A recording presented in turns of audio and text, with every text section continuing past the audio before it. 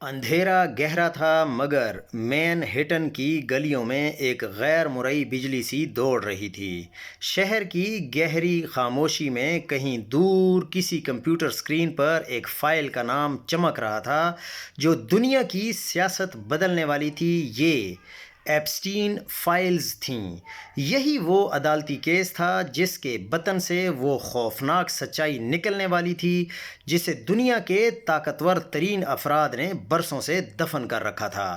Jeffrey Epstein ایک financier اور اسرائیلی under کور diplomat تھا جو دولت اور شیطانیت کا امتزاج تھا۔ اس وقت وہ خود جیل میں ایک مردہ راز بن چکا تھا، مگر اس کے پیچھے چھوڑے گئے کاغذات ایپسٹین فائلز کے نام سے ابھی زندہ تھے۔ سن 2024 کا آغاز ہونے والا تھا اور ایک وفاقی جج کے ہاتھ میں وہ چابی تھی جو اس خفیہ دنیا کا دروازہ کھول سکتی تھی۔ فائلز کے ایک حصے کو عوامی کرنے کا فیصلہ ہو چکا تھا۔ یہ عام سی دستاویزات نہیں تھی بلکہ یہ ایک ایسے نظام کے اعترافات تھے جہاں اسرائیل نے اپنے مہرے کے ذریعے نابالغ بچیوں سے جنسی تعلقات قائم کرنے والے طاقتور لیڈروں اور دنیا کی کئی بااثر شخصیات کو ہنی ٹریپ کر دیا تھا۔ پہلے نام صرف سائے تھے۔ ہر کوئی سرگوشی کر رہا تھا کہ کون ایپسٹین کے نجی جہاز کو لولیٹا ایکسپریس پر سفر کرتا رہا۔ وہ کون سی خفیہ ملاقاتیں تھیں جو اس کے نجی جزیرے پر ہوتی رہیں؟ کیا یہ صرف جنسی استحصال کا معاملہ تھا یا اس کے پیچھے بلیک میلنگ کا ایک عالمی نیٹ ورک چل رہا تھا؟ جیسے ہی ڈاکومنٹس کی پہلی کھیپ جاری ہوئی، دنیا ساکت رہ گئی۔ ہزاروں صفحات پر مشتمل وہ کاغذات، گواہوں کے بیانات، ای میلز، فون کالز کی تفصیلات وغیرہ ایک ایک کر کے سامنے آنے لگے۔ اس کہانی کا سب سے خوفناک پہلو یہ تھا کہ ان فائلوں میں صرف مجرم نہیں تھے بلکہ وہ مقتدر لوگ شامل تھے جو مجرموں کو تحفظ دیتے تھے۔ ایسے سابق صدور اور سینیٹرز کے نام بھی ان فائلوں میں شامل تھے جن کے فلائٹ لاگز نے دکھایا کہ وہ ایپسٹین کی پراسرار دنیا میں وقت گزار چکے تھے۔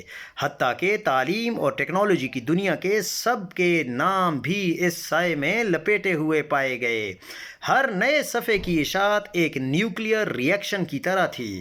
عوام میں بے چینی، میڈیا میں طوفان اور ان طاقتور لوگوں کے گرد گھیرا تنگ ہوتا جا رہا تھا۔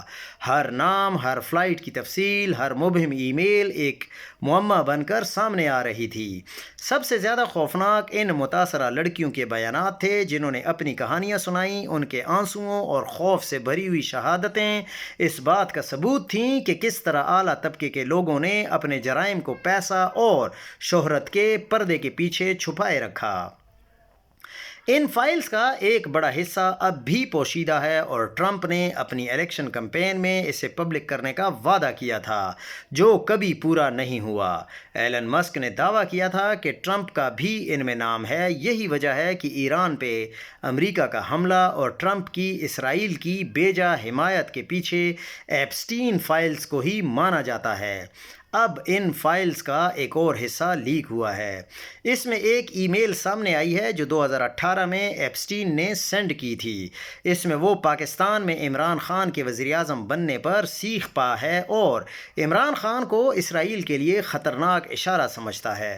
وہ عمران خان کو چینی صدر شی جن پنگ، روسی صدر پیوٹن، ترک صدر اردگان اور ایرانی سپریم لیڈر خامنائی سے بھی زیادہ خطرناک قرار دیتا ہے۔ اس میں وہ اس جانب بھی اشارہ کرتا ہے کہ عمران خان کو قتل کرنے یا اس کے خلاف ریاست میں بغاوت کرنے کے لیے فنڈنگ کی گئی ہے۔ اس ای میل سے واضح ہوتا ہے کہ ایپسٹین کے پاکستان میں بھی کچھ طاقتور شخصیات کے ساتھ تعلقات تھے۔ 2019 میں کرونا وائرس کی آمد کی وجہ سے عمران خان کے خلاف بغاوت کا پروگرام رک گیا، مگر اس کی پلاننگ جاری رہی یہاں تک کہ اپریل 2022 میں عمران خان کو ہٹا دیا گیا۔